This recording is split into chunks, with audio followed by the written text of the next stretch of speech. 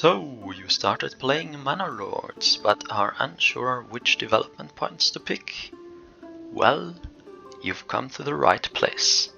Let's take a look. Here we have the table of development points.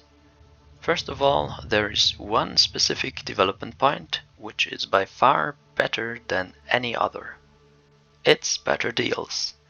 If you have unlocked better deals, you can trade any resource or good for 1-to-1, so the import price is the very same as the export price, which means as long as you have any kind of industry, you can use the money gained from that industry to buy anything you cannot or won't produce yourself. So, with that out of the way, you can basically close the video and keep playing Manor Lords. But if you're interested in a better challenge, then you might want to take a look at the other quadrants and might design your town around certain resources available to you. Let's quickly talk about those resources, as most of the development points are based around resources. Every region has every resource available, but those resources aren't distributed evenly. Every region also has 2 rich deposits. Here, for instance, stone and clay, noted by this little crown above. And if there's a region with only 1 crown, that means the other rich resource is the soil itself. This region, for instance, is excellent for agriculture. You can cultivate emmer, flax, barley, and rye, as you see. So, it's recommended to go for agriculture in such a region. But let's first take another look at the table and explain some of the good, bad, and mediocre policies, or development points, I should say. In the lower quadrant, we have things connected to smithing and mining. There's charcoal burning, first of all, which is an excellent development point to pick, as it allows you to heat your homes and industry buildings more efficiently. So it doesn't depend on the resources you have available in your region, and you should go for this anytime. I mean, it's very useful to have. The next one is deep mining, which is also very useful but more specific, as it does require a rich deposit of either iron or clay. If you have a rich iron deposit, you can also go into armor making, but there are honestly better development points available, which are more general in nature, such as in this quadrant, which focuses on hunting and gathering. Here there is beekeeping, which is good for as it provides an additional source of food. However, it doesn't provide nearly as much as berries or meat. The thing is, people don't eat honey quite as much as they do eat berries and meat, so it doesn't matter that there's less honey available. The next one, advanced beekeeping, you should not pick because it's currently bugged, so it doesn't work properly. Then there is forest management, which is another decent option. So it, especially if you have a rich deposit of berries, then you can make berries your primary source of food, and it doesn't require much attention. Generally speaking, hunting and gathering requires much less attention and micromanagement than agriculture, but on the other hand, it also has a reduced yield. So then there are the hunting traits: trapping, advanced skinning, and pelt extraction. These are okay, but I personally prefer to go for a different strategy when I have a rich animal hunting ground such as here. In this case, I would actually go not for a development point, but for a policy. The hunting grounds policy, which doubles the breeding rate of wild animals, allowing me to hunt forever and leaving the points free for other developments, as you only have 6 in total, so you should spend them wisely. You can by all means select these 3. They are decent, and by all means try them out, but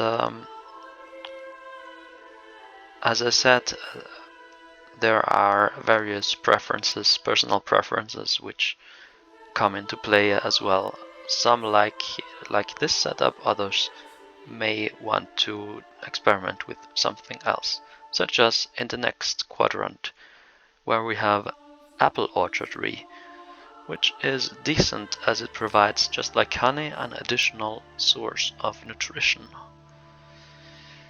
So, and it doesn't require much management and setup. The next one down the line is rye cultivation, which is good, especially in the regions where agriculture isn't your first thought, such as this region. If you want to have a large town, then with more than 100 inhabitants, then it might be good to go for agriculture regardless. Let's take a look. Normally, emmer fertility isn't great except in some parts of the map, where it's decent but not exceptional either, whereas rye on the other hand is great. This is 3 plus signs, is the very best fertility you can have. So if you want to go into agriculture in a average fertility region, then rye is a good development point. Next up we have irrigation. Irrigation is not that great, as droughts usually happen in August and September, and you can circumvent this by your crops being affected by planting them in November or October, so the crops can hibernate and you can force harvest them in June or July, depending on the amount of yield. But anyway, if you have winter crops, then you don't need to worry about droughts too much. For summer crops you do, but it doesn't matter if some crops go bad. At times it's not that important, and it doesn't happen that often, so I would forego this irrigation technology.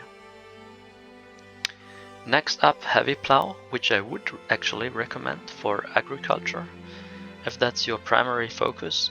Heavy plow is great as it greatly reduces the workload of your peasants by allowing them to plow their fields with oxen. Next there is fertilization, which goes great together with sheep breeding, so if you pick one, I would recommend also picking the other. And it's a decent trait, but not necessary, as the farming area is usually large enough so you can just build a new field and leave another field fallow for longer, so you can deplete the soil in various places before you think about fertilization.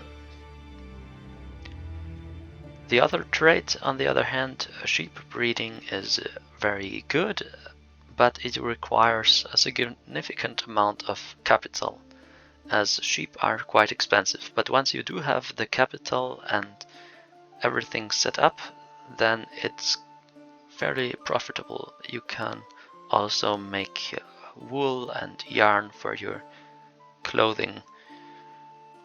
So this is a decent point. Then there is bakeries, not strictly necessary as you have the communal oven, but much more efficient, than twice as efficient as your communal ovens, so it's a decent one to have as well. And that's everything. So you could actually set up multiple towns. If there's one town which goes into mining and armor making, you can counterbalance that focus by setting up another town which is more focused on agriculture. And you can set up a bartering station in between to exchange goods as needed. Yeah, that's basically everything covered. Most of the traits, in fact, all of the traits are decent with very few exceptions, such as advanced beekeeping and irrigation. Other than that, you can choose anything.